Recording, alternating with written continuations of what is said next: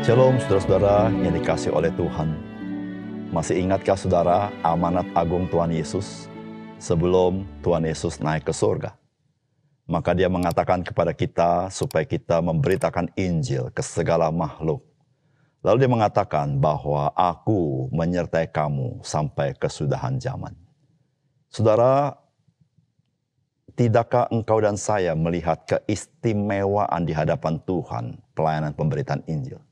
Sampai Tuhan berkata, aku menyertai kamu sampai kesudahan zaman. Saudara, rugilah kita jikalau kita tidak memberitakan kabar baik kepada orang lain. Karena di dalamnya ada janji Tuhan yang luar biasa. Aku menyertai kamu sampai kesudahan zaman. Salam jumpa dalam program Tuhan adalah Gembalaku. Saudara, tidak dapat disangka lagi bagi setiap orang percaya yang melakukan amanat agung Tuhan Yesus akan mengalami realita, kenyataan akan penyertaan Tuhan Yesus di dalam pelayanan pemberitaan Injil. Saudara, hal ini terjadi bukan hanya pada zaman rasul-rasul, tapi dalam sejarah gereja, saudara. Kita menemukan orang-orang percaya yang sungguh-sungguh memberitakan Injil. Mereka melihat kenyataan akan penyertaan Tuhan Yesus. Dari mana mereka melihat? Bagaimana Tuhan dengan kuasa dan kasih-Nya merebut dan menyelamatkan orang-orang berdosa. Orang-orang dikuasai oleh kuasa jahat, oleh dunia ini. Dan mereka boleh mengalami hidup yang baru. Saudara, mari kita lakukan memberitakan Injil dan kita alami penyertaan Tuhan Yesus yang luar biasa itu. Saudara, mari kita membaca firman Tuhan dari Kisah Rasul pasal 14 ayat 1 sampai dengan 7. Di Ikonium pun kedua rasul itu masuk ke rumah ibadat orang Yahudi, lalu mengajar sedemikian rupa sehingga sejumlah besar orang Yahudi dan orang Yunani menjadi percaya. Tetapi orang-orang Yahudi yang menolak pemberitaan mereka memanaskan hati orang-orang yang tidak mengenal Allah dan membuat mereka gusar terhadap saudara-saudara itu. Paulus dan Barnabas tinggal beberapa waktu lamanya di situ. Mereka mengajar dengan berani karena mereka percaya kepada Tuhan. Dan Tuhan menguatkan berita tentang kasih karunia dengan mengaruniakan kepada mereka kuasa untuk mengadakan tanda-tanda dan mujizat-mujizat. Tetapi orang banyak di kota itu terbelah menjadi dua. Ada yang memihak kepada orang Yahudi, ada pula yang memihak kepada kedua rasul itu. Maka mulailah orang-orang yang tidak mengenal Allah dan orang-orang Yahudi bersama-sama dengan pemimpin-pemimpin mereka menimbulkan suatu gerakan untuk menyiksa dan melempari kedua rasul itu dengan batu. Setelah rasul-rasul itu mengetahuinya, menyingkirlah mereka ke kota-kota di Likaona, yaitu Listra dan Derbe dan daerah sekitarnya. Di situ mereka memberitakan Injil. Saudara yang dikasihi oleh Tuhan, Paulus dan Barnabas terpaksa meninggalkan Antiokhia dan mereka pergi ke Ikonium. Dan di Ikonium pun mereka memberitakan Injil. Tentu sesuai dengan situasi kondisi.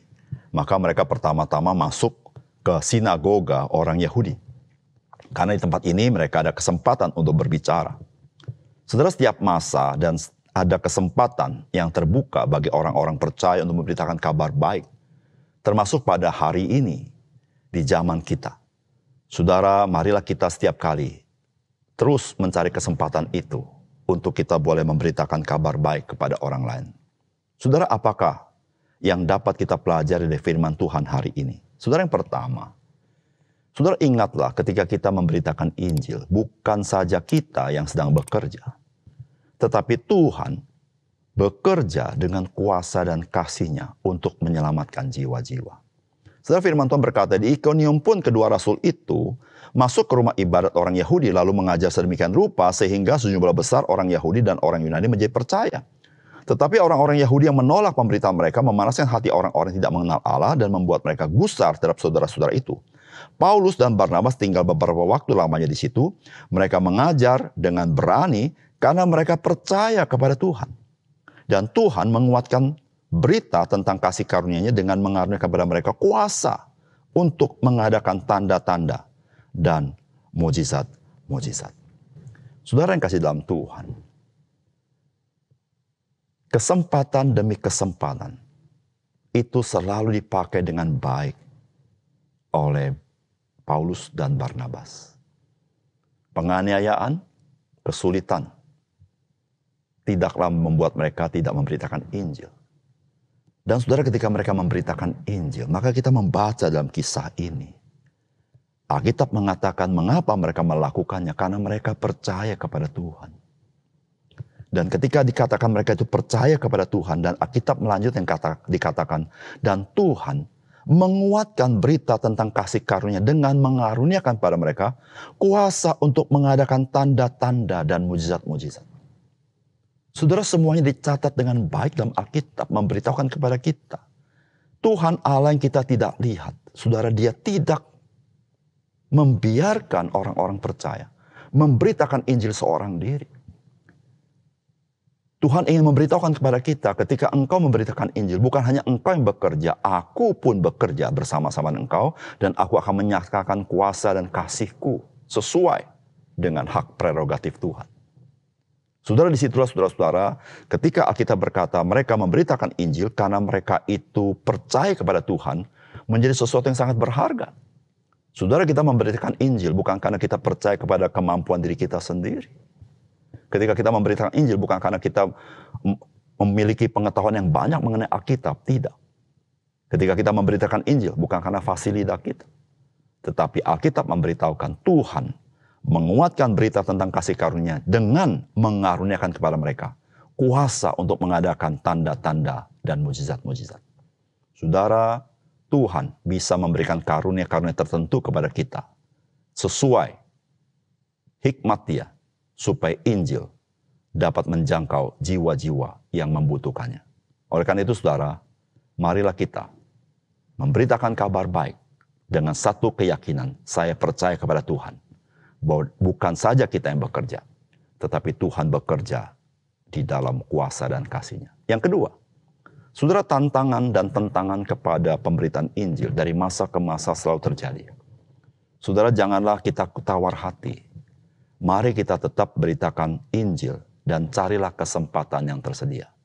Saudara, firman Tuhan berkata, tetapi orang banyak di kota itu terbelah menjadi dua. Ada yang memihak kepada orang Yahudi, ada pula yang memihak kepada kedua rasul itu.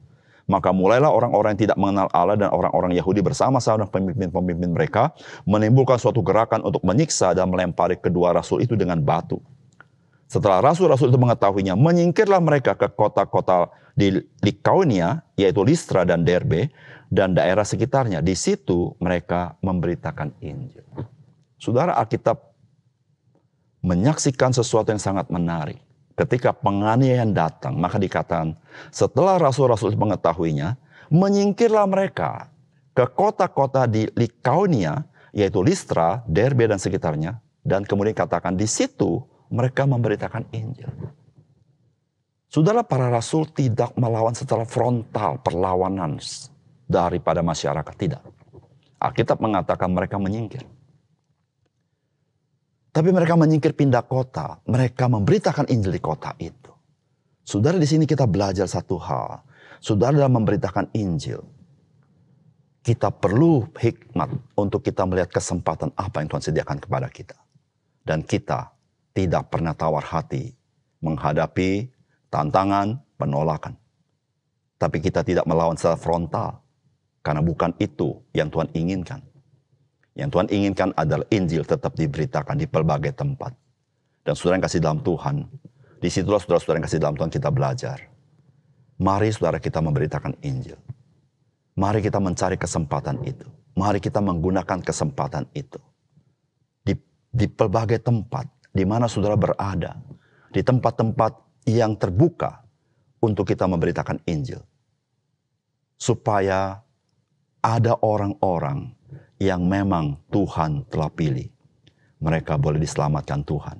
Dan saudara, satu hal yang sangat indah adalah Tuhan pakai hidup kita untuk memberitakan Injil kepada orang-orang ini.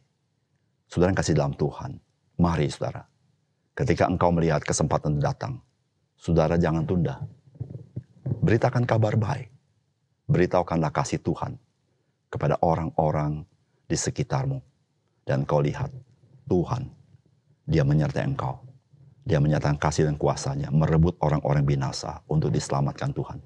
Saudara, ketika ada satu orang bertobat, sorga bersuka cita. Dan saudara, bukan hanya sorga, hatimu dan hatiku juga sangat bersuka cita, bukan? Mari kita berdoa. Bapa surga, terima kasih untuk belajar firman Tuhan hari ini. Kami terus-menerus diingatkan, Injil itu adalah kuasa Allah yang menyelamatkan. Karena Injil adalah berita pengampunan dosa di dalam darah Yesus Kristus. Dan Injil memberitakan bahwa jerih payah kami di dalam Tuhan tidak pernah sia-sia. Karena Kristus telah bangkit dari orang mati.